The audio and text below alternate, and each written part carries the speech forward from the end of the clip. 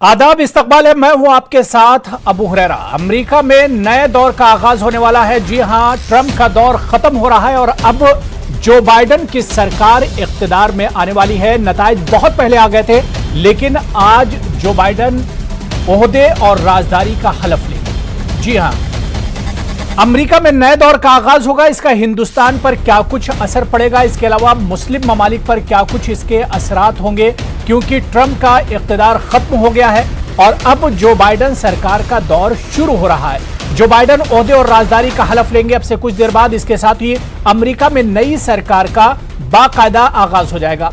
पिछले दिनों हालिया इंतखाबी नताइज को लेकर अमेरिका में काफी हंगामा बरपा हुआ। ट्रंप ने इंतखाबी नताइज पर सवाल उठाए। खैर, अब अमेरिका में बाइडेन सरकार का दौर शुरू हो रहा है। ऐसे में जो बाइडेन का दौर हिंदुस्तान के लिए क्या माने रखता है, मुस्लिम ममालिक पर नई सरकार के क्या कुछ तासुरात हैं, मईशत, माहौलियात, तिजारत, कोरोना वबा, ऐसे बहुत से चैलेंजेस हैं अमेरिकी सरकार के सामने, जो बाइडेन सरकार के सामने। किस तरह से इन चैलेंजेस से जो बाइडेन उभरेंगे, इन चैलेंजेस से निपटेंगे, आज इसी को हम समझने की कोशिश करेंगे। बहुत खास मेहमान मेरे साथ डिबेट में जुड़े हुए हैं। बहुत जल्दी अपने मेहमानों का आपसे तारुफ करा देता हूं। मेरे साथ डॉक्टर राजन कुमार साहब, जो कि एसोसिएट प्रोफेसर है इंटरनेशनल स्टडीज जेएनयू से। डॉक्टर फजलुर रहमान साहब मेरे साथ जुड़े हुए हैं, फेलो है Indian council of world affairs के। मोहम्मद मुहिब्बुल हक साहब प्रोफेसर हैं इंटरनेशनल रिलेशंस अलीगढ़ मुस्लिम यूनिवर्सिटी से। और डॉक्टर फैसल अहमद साहब मेरे साथ जुड़े हैं, जो कि एसोसिएट प्रोफेसर हैं फॉर स्कूल ऑफ मैनेजमेंट और एक्सपर्ट हैं जियो पॉलिटिक्स ऑफ इंडो पैसिफिक के। सभी मेहमानों का न्यूज 18 उर्दू में बहुत इस्तकबाल है। मैं सबसे पहले डॉक्टर राजन कुमार साहब आपसे ही शुरुआत करना चाहूंगा। अमेरिका के लिए एक तरह से नई शुरुआत हो रही है। ट्रंप के दौर में बहुत सी पॉलिसियां तब्दील की गई, अब नए दौर का आगाज हो रहा है। इसे राजन साहब किस तरह से देखा जाए? देखिए, अमेरिका अभी बहुत ही बुरे वक्त से गुजर रहा था, जिसमें कि अभी तक का वर्स्ट इकोनॉमिक क्राइसिस आप देख रहे हैं कि अमेरिका फेस कर रहा है। Worst public health crisis face कर रहा है। अनएम्प्लॉयमेंट का लगभग 100 साल में जितना अनएम्प्लॉयमेंट नहीं हुआ था वो रेट है अभी वहां पे। और जो सोसाइटी में जो एक पोलराइजेशन हो गया था, ध्रुवीकरण हो गया था, ब्लैक व्हाइट डिवाइड हो गए थे, और जिस ढंग की आइडियोलॉजिकल कॉन्फ्लिक्ट हो रहे थे, और जिस ढंग से आपने देखा कि उसी का परिणाम था कि कैपिटल में जैसे अटैक हुआ, कुछ राइटियर्स ने जो अटैक किए, तो अमेरिका पूरा एक तरह से बटा हुआ दिख रहा था। अमेरिका एक तरह से डूबता हुआ नाव की तरह दिख रहा था। अभी मैं एक यूरोपियन सर्वे की बात करूं तो उन्होंने बताया कि यूरोप के ज्यादातर लोग अभी अमेरिका पे विश्वास नहीं कर पा रहे हैं कि अमेरिका अभी उस ढंग का लीडरशिप दे पाएगा जो कि अभी पिछले 30 सालों से वो दे पा रहा था। और उनको लगता है, यूरोपियन कंट्रीज को भी लगता है कि बर्लिन शायद उनके लिए ज्यादा अच्छा, यानी कि जर्मनी उनके लिए ज्यादा अच्छा लीडर रहेगा। तो एक तरह से आप देखेंगे कि जो ट्रंप की पॉलिसी थी उसने अमेरिका को अंदरूनी तरीके से और बाह्य तरीके से, जो अमेरिका का जो अलायंस सिस्टम था नाटो का, उसको कमजोर किया। अमेरिका का जो ट्रांस अटलांटिक जो पार्टनर्स थे यूरोपियन कंट्रीज, उसको वीक किया। और साउथ चाइना में आपने देखा कि टेंशन भी बढ़ाया। तो अमेरिका एक तरह से अभी क्राइसिस के वक्त से गुजर रहा है। और सबसे बड़ी प्रायोरिटी जो अभी जो बाइडेन की होने वाली है वह होगी अभी हेल्थ क्राइसिस जो है, जो इकोनॉमिक क्राइसिस है, और जो सोल ऑफ द नेशन की बात हो रही है कि कैसे अमेरिका को फिर से यूनाइट किया जा सके। तो ये सारी बातें होंगी। और उनके लिए अभी बाइडेन ने एक बहुत ही इंपॉर्टेंट डिसीजन भी लिया है, जिसमें कि $1 ट्रिलियन उन्होंने कोरोना वायरस के जो इश्यू है उसके लिए उन्होंने कमिट किया है। और अभी आप देखेंगे कि बहुत ही जल्दी 2 से 3 दिनों में कुछ इंपॉर्टेंट अनाउंसमेंट होने वाले हैं, जिसमें ईरान इशू पे बात हो सकती है, ईरान पे फिर से नेगोशिएशन की बात हो सकती है, उसके बाद जो चीन के इशू हैं उस पे बात हो सकती है, अफगानिस्तान पे बात हो सकती है, भारत के साथ जो अमेरिका के संबंध है उसके बारे में अगर आप मुझे अभी वक्त देंगे तो मैं बताना चाहूंगा कि भारत के संबंध अमेरिका से बने रहेंगे। और उसका कारण यह है कि अमेरिका को लगता है कि चीन उसका सबसे बड़ा एक तरह से राइवल और एडवर्सरी के रूप में इमर्ज कर रहा है, और अगर चीन का मुकाबला करना है अमेरिका को तो वह अकेले नहीं कर पाएगा। एशिया पैसिफिक में उसको जो रीजनल पास है उनका सहारा लेना पड़ेगा। उसमें ऑस्ट्रेलिया आता है, जापान आता है और इंडिया आता है, और इसका जो फॉर्मेशन है क्वाड वह भी कंटिन्यू रहेगा। और सिक्योरिटी और डिफेंस के फील्ड में जो अमेरिका और भारत में जो कॉपरेशन हो रहे थे, चाहे वो लॉजिस्टिक एग्रीमेंट की बात करें या बेका, लिमोआ इत्यादि की बात करूं, तो ये सारे जो डिफेंस एग्रीमेंट्स हैं ये भारत के साथ चलते रहेंगे। जहां पे कुछ लोगों को संदेह है, कुछ लोग एक्सपर्ट्स डाउट करते हैं कि जो कुछ डेमोक्रेट्स में जो प्रोग्रेसिव एलिमेंट है वो ह्यूमन राइट्स, डेमोक्रेसी, इस ढंग के इश्यूज को रेज कर सकते हैं और उसका दबाव शायद भारत पे भी थोड़ा सा पड़ेगा। तो भारत के साथ बाय एंड लार्ज में अगर देख रहा हूं तो भारत के साथ अमेरिका के संबंध अच्छे ही रहेंगे, उसमें कुछ खास परिवर्तन की संभावना नहीं दिख रही है मुझे। बिल्कुल बिल्कुल, इस पर और भी हम राजन साहब आगे बात करेंगे। मैं डॉक्टर मुहिबुल हक साहब आपके पास आना चाहूंगा। जो डॉक्टर राजन साहब ने इस्लामिक कंट्रीज की बात की, इस्लामिक ममालिक की बात की, चाहे हम ईरान की बात करें, फिलिस्तीन की बात करें, सऊदी अरब की बात करें, सरकार अमेरिका में बदल रही है और जिस तरह से डॉक्टर राजन ने कहा कि पॉलिसियां भी हो सकता है और जो बाइडेन ने भी इशारा दिया है, इस्लामिक कंट्रीज पर क्या कुछ असरात होंगे?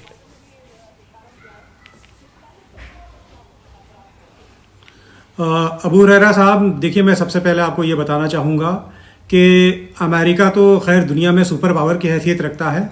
जितने भी ममालिक हैं दुनिया में, तकरीबन तमाम ममालिक के जो फॉरेन पॉलिसी होती है वो नेशनल इंटरेस्ट से गाइड होती है, जिसे कौमी मफाद कहा जाता है जी। तो अमेरिका का जो कौमी मफाद है या जो अमेरिका का नेशनल इंटरेस्ट है या एक्स्ट्रा टेरिटोरियल इंटरेस्ट है, अगर आप मिडिल ईस्ट में देखेंगे तो ये सबसे पहले हमें मान के चलना होगा कि इजराइल के साथ जो अमेरिका के ताल्लुकात हैं वो डेमोक्रेट्स और रिपब्लिकन के आने जाने से डिपेंड नहीं करते, वो कंसिस्टेंटली प्रो इजराइल रहते हैं।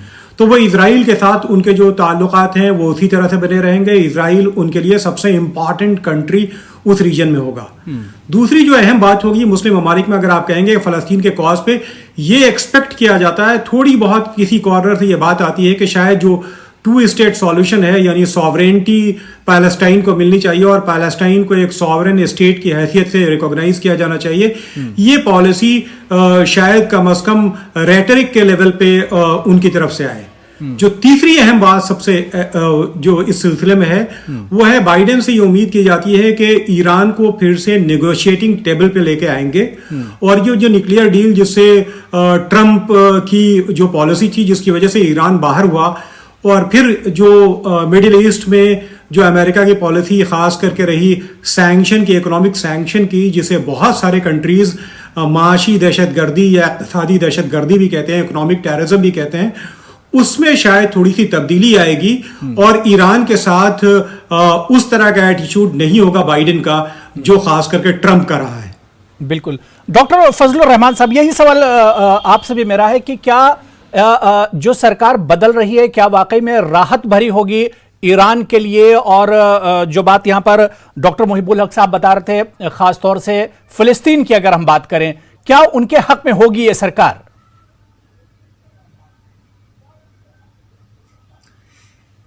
देखिए, जैसा कि डॉक्टर प्रोफेसर साहब ने कहा, मैं एक बात बताता चलूं कि अमेरिकन फॉरेन पॉलिसी का ताल्लुक जो होता है वो पूरा इंटरनल पॉलिटिक्स से लिंक्ड होता है। आपने बात की मुस्लिम ममालिक की जी। तो मेरा यह ख्याल है कि जितना कुछ ट्रंप साहब करके चले गए हैं, अरब वर्ल्ड को जितना डिवाइड किया है, जिस तरह से इजराइल को स्ट्रांग किया है, जिस तरह से ईरान को आइसोलेट किया है, उससे किसी तरह का रिट्रीट नामुमकिन है।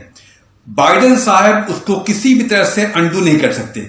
उसकी वजह यह है कि पिछले 3 साल में जो कुछ भी हुआ है उसको मैं यूं मानता हूं कि वो मिडिल ईस्ट वर्सेस अमेरिका नहीं था, बल्कि वो मिडिल ईस्ट वर्सेस इजराइल था। तो जो कुछ भी हुआ वो इजराइल के मफाद में हुआ। और जैसा कि प्रोफेसर मुहिबुल साहब ने खुद कहा कि इजराइल जो है अमेरिका दोनों में कहीं भी किसी तरह की कशीदगी नहीं हो सकती है। तो मुझे नहीं लगता कि बाइडेन साहब वो जर्रा बराबर भी कोई तब्दीली लाने की कोशिश करेंगे या उनकी किसी लॉन्ग टर्म पॉलिसी का हिस्सा होगा। जैसे मैं एग्जांपल बताऊं कि जैसे यूएई ने, बहरीन ने, सूडान ने, मोरक्को ने अगर रिश्ते अपने हमवार कर लिए हैं, जैसे अगर उन्होंने ट्रंप साहब ने अनाउंस कर दिया कि जेरूसलम जो है वो हमारा वो कैपिटल होगी, अगर उन्होंने अपनी एम्बेसी को शिफ्ट कर दिया जेरूसलम में, तो मुझे किसी भी जाविये से लगता नहीं कि बाइडेन साहब ये सारे के सारे जो इक़दामात हैं उसमें कहीं से हमें वापसी की उम्मीद करनी चाहिए। जहां तक बात ईरान की बात आई, तो ईरान का मतलब मुझे लगता है जहां तक कि वो उतना ज्यादा अमेरिका और ईरान नहीं है जितना कि इजराइल और ईरान है। और इसमें एक और जाविये का इजाफा कर सकते आप हैं कि इस इजराइल के साथ साथ जो दूसरे ममालिक हैं, सऊदी अरब है, बहरीन है, यूएई है, इनका भी साथ इजराइल को पूरी तरह है, इनका भी पूरी तरह हिमायत हासिल है। तो ये मामला सिर्फ ईरान वर्सेस स्टेट्स नहीं, यूनाइटेड स्टेट्स नहीं है, बल्कि ये मामला इजराइल वर्सेस ईरान है। और इजराइल के साथ तकरीबन अमेरिका के साथ साथ पिछले 4 साल में जिस तरह से एलानिया तौर पे अरब ममालिक ने खुली तरह से इजराइल का साथ दिया है, और दोनों के लिए, अमेरिका के लिए भी एक बहाना है ईरान, इजराइल के लिए भी एक बहाना है ईरान, और बकिए जो गल्फ ममालिक है उनके लिए भी एक बहाना है ईरान। और तीनों का इस तरह का जो रेटोरिक रहा है, तीनों एक प्लेटफॉर्म पे हैं, तो मुझे नहीं लगता कि बाइडेन साहब चाहे किसी भी हालत में या किसी भी लेवल पे वो इन तीनों की जो अलायंस है, जिस तरह का एंटी, ये नारेबाजी वैसे ही बरकरार रहेगी, उसी तरह कंटिन्यू रहेगी, और उसमें किसी तरह का बदलाव करना मुझे लगता है, या समझना या उम्मीद करना, ये बहुत ही जल्दी होगा। और अगर अमेरिका की तारीख देखें आप, तो पिछले 30-40 साल में ओबामा साहब, जाहिर सी बात है कि सरकार जरूर बदल रही है, चेहरा जरूर बदल रहा है, लेकिन जो पॉलिसी उसमें कोई बहुत बड़ा बदलाव नहीं होगा। मैं डॉक्टर फैसल साहब आपके पास आऊंगा। डॉक्टर फैसल, अगर अमेरिका में जिस तरह से सरकार अब बदल रही है, डेमोक्रेट और रिपब्लिक का एक तरह से अदला बदला हो रहा है, तो ऐसे में सवाल ये उठा है कि ट्रेड को लेकर दुनिया में किस तरह से बदलाव देखने को मिलेंगे, खासतौर से जियोपॉलिटिक्स की अगर बात करें, तो इस पर किस तरह के असरात हो सकते हैं?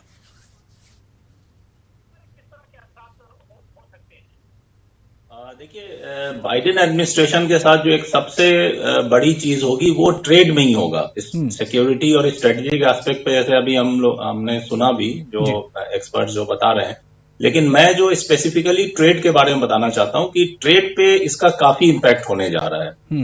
2-3 चीजें बहुत अहम है जिसको हमें समझना होगा। एक तो ये है कि मेगा रीजनलिज्म का जो एक ट्रेंड चला हुआ था, ट्रांस पैसिफिक पार्टनरशिप हो या आरसेप हो, ये जो एक ट्रेंड चला हुआ था 2011 से हम लोग देख रहे हैं और अभी तक ये चल रहा है, इस पे एक काफी इम्पैक्ट होने वाला है, क्योंकि जैसा आपको मालूम होगा कि 2011 में प्रेसिडेंट ओबामा ने ही ट्रांस पैसिफिक पार्टनरशिप को एक्सटेंड करने की बात की थी। हालांकि ट्रांस पैसिफिक पार्टनरशिप एक टीपीपी एक पुराना ग्रुप है, 2005 में ही बना था, 4 छोटे कंट्रीज थे। डॉक्टर फैसल कंटिन्यू कर सकते हैं जी। जी, तो 2011 में प्रेसिडेंट ओबामा ने कहा कि इसे एक्सपैंड करेंगे, और जो बाइडेन ऑफ कोर्स उस वक्त वाइस प्रेसिडेंट भी थे, और उन्होंने काफी इसमें अहम रोल अदा किया कि जापान को लाए, ऑस्ट्रेलिया को लाए और कुछ कंट्रीज को लाए ताकि ये एक्सटेंड हो जाए। और ये हमें नहीं भूलना चाहिए कि इन्होंने चाइना को बाहर रखा था उस वक्त। बहुत सारे जो आप जनरल डिस्कोर्स में हम लोग अभी सुन रहे हैं कि अगर बाइडेन आ गए तो चाइना पे सॉफ्टर हो सकते हैं, ऐसा मुझे नहीं लगता है, क्योंकि जैसा कि मोहिब साहब ने बताया कि भाई अमेरिकन इंटरेस्ट है, तो अमेरिकन इंटरेस्ट को जब परसू करेंगे तो ये प्रेसिडेंट ओबामा ही थे जिन्होंने चाइना को टीपीपी से बाहर रखा था, राइट। लेकिन जब प्रेसिडेंट ट्रंप आए तो ये खुद टीपीपी से बाहर हो गए, तो तब चाइना को एक मौका मिला कि उसने आरसेप को, जो दूसरा एक रीजनल कॉम्प्रिहेंसिव आसियान +6 जो एक पार्टनरशिप थी, उसको और स्ट्रेंथन किया उसमें। फिर इंडिया ने उसमें से पुल आउट कर लिया। तो मेगा रीजनलिज्म का जो एक जमाना चला 2011 के बाद से, जिसमें टीपीपी है, आरसेप है, तो टीपीपी में अभी अमेरिका नहीं है और आरसेप में जो है अभी इंडिया नहीं है। तो अगर आप ये देखेंगे कि क्या हो सकता है पॉसिबिलिटी, तो ये काफी पॉसिबल है कि बाइडेन आने के बाद, जो प्रेसिडेंट ओबामा ने और बाइडेन खुद भी जब वाइस प्रेसिडेंट थे, तो इन्होंने टीपीपी को बहुत जोरों शोर से जो है इम्प्लीमेंट करने की कोशिश की थी जी। तो ये फिर से हो सकता है कि टीपीपी में ज्वाइन करने की कोशिश करें, और टीपीपी मतलब एक बड़ा बदलाव देखने को मिल सकता है। सरकार बदलेगी, चेहरा बदलेगा, तो एक बड़ा बदलाव ट्रेड में देखने को मिल सकता है। मैं डॉक्टर राजन कुमार साहब आपके पास आऊंगा। डॉक्टर राजन, जिस तरह से आप कह रहे थे कि हिंदुस्तान की सियासत पर या हिंदुस्तान पर बहुत ज्यादा इसका असर नहीं पड़ेगा जो बाइडेन के आने से, लेकिन जिस तरह से जो बाइडेन के जो बयान चुनाव के वक्त खासतौर से उन्होंने कश्मीर का जो इशू है उसे जोरों शोर से उठाया, इसके अलावा उस वक्त हिंदुस्तान में सीएए का मसला चल रहा था, उस पर भी जो बाइडेन का बयान आता है, तो इस तरह के बयानों को किस तरह से देखा जाए?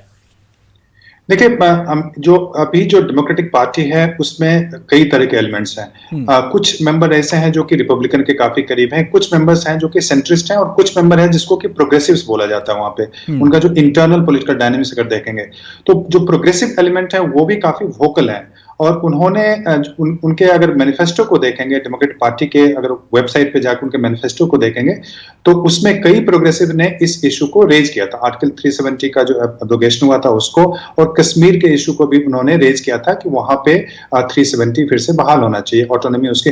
तो इस ढंग के बात, लेकिन वो एक स्मॉल सेक्शन है प्रोग्रेसिव का, और जो बाइडेन है वहां पे वो सेंट्रिस्ट लीडर है। और मुझे, क्योंकि अमेरिका का भारत पे एक तरह से मजबूरी भी अब यह है कि चूंकि अगर चीन के राइज को अगर वहां पे कंटेन करना है या बैलेंस करना है तो अमेरिका को भारत का सहयोग जरूरी है। तो जो हमारे सिक्योरिटी और डिफेंस जो इश्यूज हैं वो इतने इंपॉर्टेंट हो गए हैं कि अमेरिका वो कश्मीर के इशू को रेज नहीं करेगा। मैं ये दावे के साथ कह सकता हूं कि अमेरिका भारत की सेंसिटिविटी को समझता है, वो जानता है कि कश्मीर के इशू को भारत की सरकार, कोई भी सरकार, या कांग्रेस हो या बीजेपी की सरकार हो, वो उसमें इंटरनल एक इंटरफेरेंस के रूप में देखती है। कोई भी बाह्य शक्ति को, बाहर के जो दूसरी कंट्रियां, चाहे रशिया, चीन या अमेरिका हो, तो उसको वो नहीं बर्दाश्त करती है कोई भी सरकार।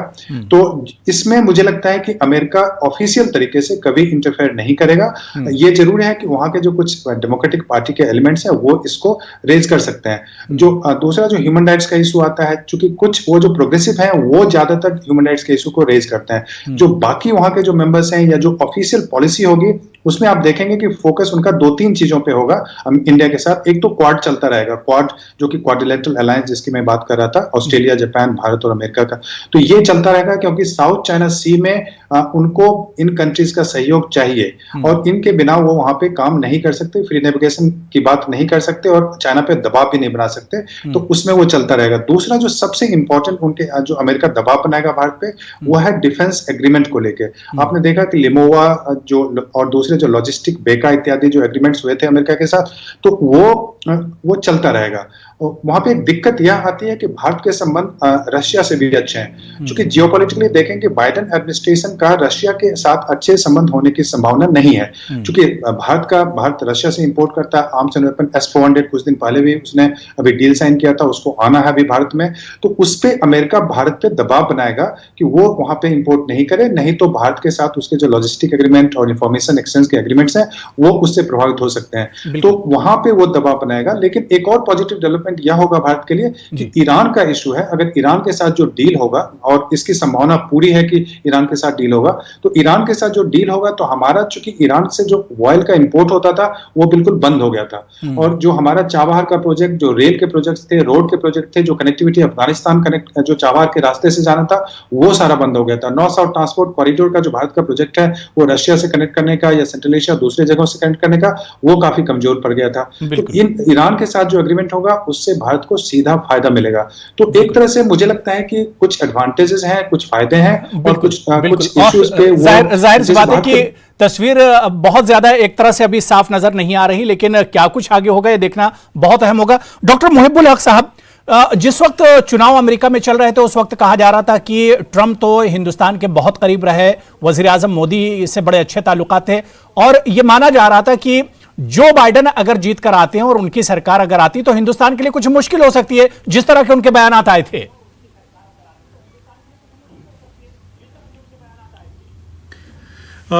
देखिए, आपको सबसे पहले ये हिंदुस्तान के और जो अमेरिका के ताल्लुकात हैं उसको जो पोस्ट कोल्ड वॉर एरा है उसमें समझने की कोशिश करनी होगी। सोवियत यूनियन के डिमाइज के बाद या सोवियत यूनियन का शिरादा बिखरने के बाद जो दुनिया में एक राइजिंग पावर की हैसियत से पूरी दुनिया में सामने आया वो चाइना है। और चाइना यानी पीपुल्स रिपब्लिक ऑफ चाइना है, जो अमेरिका की सुप्रीमेसी को या अमेरिका के तसल्लुत को, अमेरिका के गलबे को पूरी दुनिया में चैलेंज करने की पोजीशन में नजर आता है। ऐसी हालत में जो हिंदुस्तान के ताल्लुकात को जब भी अमेरिका से देखा जाए तो चाइना एज ए फैक्टर कभी हम आइसोलेट नहीं कर सकते। चाइना फैक्टर यह है कि चाइना न सिर्फ ये कि एक राइजिंग पावर है, बल्कि आप देखेंगे तो अमेरिका को जो इकोनॉमिक कंपटीशन भी जो सबसे बड़ा है, या अमेरिका के जो हलीफ ममालिक हैं जैसे जापान, साउथ कोरिया वगैरह को, उनको भी, या यूरोपियन यूनियन को, उनको भी जो सबसे बड़ा खतरा और कंपटीशन है वो चाइना से है। ऐसी हालत में जो चाइना का फैक्टर है वो हिंदुस्तान को स्ट्रेटेजिकली भी अमेरिका को मजबूर करता है कि वो हिंदुस्तान से अच्छा ताल्लुक रखे। चूंकि हिंदुस्तान देखिए दुनिया का दूसरा सबसे बड़ा मुल्क है आबादी के लिहाज से, तो कंज्यूमर्स के लिहाज से भी हिंदुस्तान दुनिया में सबसे यानी दूसरा सबसे बड़ा कंज्यूमर भी है। ऐसी हालत में दुनिया की कोई भी बड़ी ताकत हिंदुस्तान को इग्नोर नहीं कर सकती। दूसरी अहम बात यह है कि देखिए कश्मीर के मसले पे उनका राजन साहब का कहना बिल्कुल सही था कि अमेरिका की पॉलिसी में कोई इतना बड़ा चेंज नहीं आएगा कि वो कश्मीर के लिए कोई इंडिपेंडेंस की या सॉवरेंटी की बात करने लगे। वो यकीनन जो अमेरिका गाहे गाहे ये कहता रहता है कि हम नेगोशिएशन दोनों पार्टीज के बीच में नेगोशिएशन इंडिया और पाकिस्तान के बीच में थर्ड पार्टी मेडिएशन के लिए राजी हैं या तैयार हैं, हिंदुस्तान जिसे कभी भी कबूल नहीं करता। वो पोजीशन हिंदुस्तान की और अमेरिका की बनी रहेगी। हाँ, लेकिन एक बात जरूर है कि जो वायलेशन ऑफ ह्यूमन राइट्स के इशू हैं उस पे डेमोक्रेट्स रिपब्लिकन के मुकाबले में ज्यादा एग्रेसिव और ज्यादा जारहाना होते हैं। और इस बात से आप इनकार नहीं कर सकते कि अगर वो चाइना में उइगर मुस्लिम्स के जो ह्यूमन राइट्स के इश्यूज उठाएंगे तो यकीनन वहां पे जो डिफरेंट कॉकसेस हैं अमेरिका में, वो हिंदुस्तान में मुसलमानों के साथ होने वाली ज्यादतियों, सीए एनआरसी की बातें, कश्मीर की बातें, आसाम में एनआरसी के नतीजे में मुसलमानों के ऊपर जो चीजें हुई, लिंचिंग के इश्यूज हैं और या इस तरह के जो भी इश्यूज हैं, मार्जिनलाइजेशन एक्सक्लूजन के इश्यूज हैं, उन सबको वो उठाते रहेंगे। लेकिन उसके साथ साथ हमें ये बात याद रखने की जरूरी है कि जो अमेरिका का कौमी मफाद है या जो उसका एक्स्ट्रा टेरिटोरियल इंटरेस्ट है, वो इस बात पे मजबूर करेगा अमेरिका को कि चाइना फैक्टर को सामने रखते हुए वो हिंदुस्तान को बहुत ज्यादा नाराज करने की पोजीशन में नहीं। They can not afford this आज की सिचुएशन में।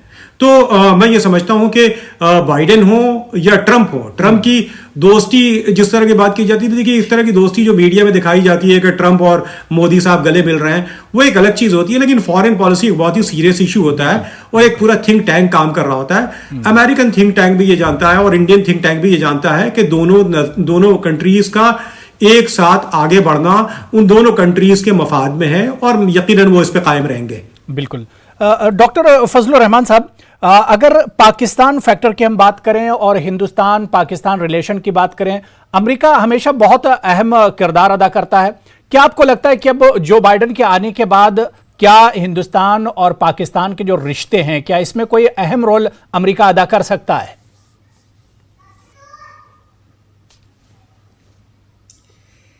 देखिए, जहां तक हिंदू पाकिस्तान ताल्लुक है, उसकी जो नवीयत है तकरीबन पिछले मैं कहूं कि 5-10 साल में बहुत हद तक बदल चुकी है। हिंदुस्तान के जो रिश्ते थे अब बहुत ही अलग तरह के हैं, इसलिए कि हिंदुस्तान एक बड़ा इकोनॉमिक पावर, बड़ा ही मिलिट्री पावर और एक बड़ा स्ट्रेटेजिक पावर, इस तरह और डिप्लोमेटिकली जो है, जो पाकिस्तान की नवीयत थी इंटरनेशनल फोरा पे, वो काफी हद तक उसमें इरोजन हुआ है। अब इंडिया ने इस तरह की जो ग्लोबल कैंपेन या इंडिया का जो स्टेचर है, एक इकोनॉमिक, एक मिलिट्री, उसको दुनिया ने तकरीबन कबूल कर लिया है। तो जो रिलेशनशिप थी अब वो बहुत ज्यादा उसकी जो नवीयत में जब मैं कहता हूं बदल गई है, तो इसका मतलब यह है कि दोनों न्यूक्लियर पावर तो है लेकिन दोनों पैरेलल पावर नहीं है।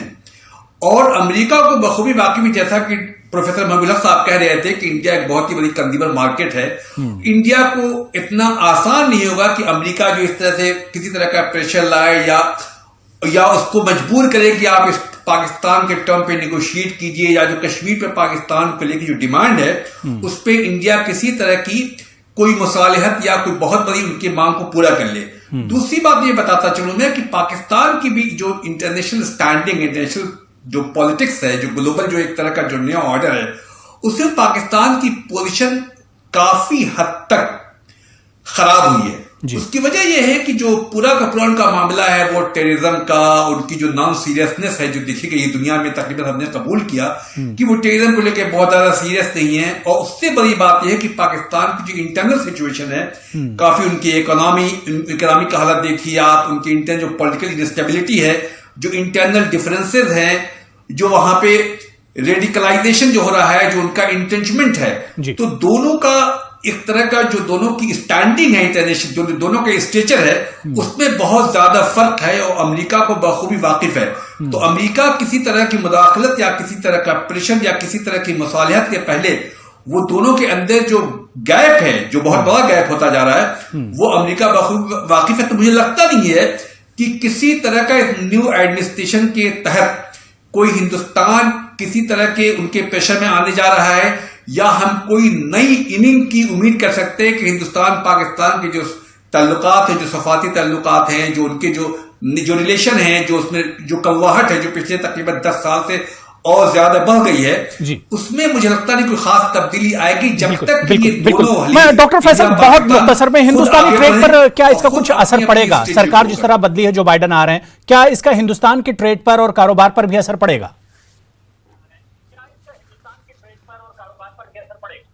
देखिए, ये एक बहुत इंपॉर्टेंट चीज हमें ये समझना है कि हम जो ये नहीं कि हम पे क्या असर पड़ेगा, बल्कि हम जो करना चाह रहे हैं अपने नेशनल इंटरेस्ट में, उसमें यूनाइटेड स्टेट्स कितना सपोर्ट करेगा हमें, बाइडेन एडमिनिस्ट्रेशन कितना सपोर्ट करेगा, ये एक बड़ा इशू है कि इंडियन ओशन में जो हम एक अपना स्ट्रेटेजिक प्रेजेंस चाहते हैं, क्या बाइडेन एडमिनिस्ट्रेशन उसमें पूरी तरह सपोर्ट करेगा हमें। जो हम ट्रेड डील जैसे नेगोशिएट हमने देखा कि चाइना ने ऑलरेडी एक इन्वेस्टमेंट डील नेगोशिएट कर लिया यूरोपियन यूनियन के साथ, और हम भी नेगोशिएट कर रहे हैं। इंडिया EU FTA बहुत जमाने से नेगोशिएशन चल रहा है, उसमें खुद एक इन्वेस्टमेंट का कंपोनेंट है उस डील में भी, जो हम EU के साथ नेगोशिएट कर रहे हैं, और अमेरिका और EU भी करने चाह रहे हैं। तो अब जब हम यूरोपियन यूनियन के साथ आगे बढ़ रहे हैं और चाइना ने ऑलरेडी कर लिया है, तो उसमें बाइडेन एडमिनिस्ट्रेशन का क्या रुख रहेगा, ये भी जानना जरूरी है। बिल्कुल। एक और चीज जो मैं बताना चाहूंगा कि जैसे एक प्रेसिडेंट ट्रम्प जब थे तो उन्होंने ट्रेड डील की बात की थी कि मिनी ट्रेड डील इंडिया के साथ करेंगे। चाइना के साथ ऑलरेडी उन्होंने किया एक ट्रेड डील की, भाई चाइना जो है उनसे 2021 तक $200 बिलियन समथिंग खरीदेगा, जो कि खैर पॉसिबल नहीं था, वो एक तरीके का फेस सेविंग एक्सरसाइज था उनके लिए। जी। लेकिन वो जो ये कर रहे हैं कि भाई चाइना के सिचुएशन में जो कर रहे हैं, तो वो क्या इंडिया के साथ, बिल्कुल जाहिर सी बात है। अब ये देखना बहुत अहम होगा, जो बाइडेन आज ओहदे और राजदारी का हलफ लेंगे, ऐसे में क्या कुछ इसके असरात होंगे दुनिया पर। सारे दुनिया की नजर आज एक तरह से अमेरिका पर ही टिकी हुई है, और हिंदुस्तान पर क्या कुछ इसके असरात होंगे देखना भी बहुत अहम होगा। बहुत बहुत शुक्रिया डॉक्टर फैसल साहब, डॉक्टर राजन कुमार साहब, डॉक्टर फजलुर रहमान साहब और डॉक्टर मुहिबुल हक साहब, सभी का बहुत बहुत शुक्रिया डिबेट में जुड़ने के लिए। आदाब।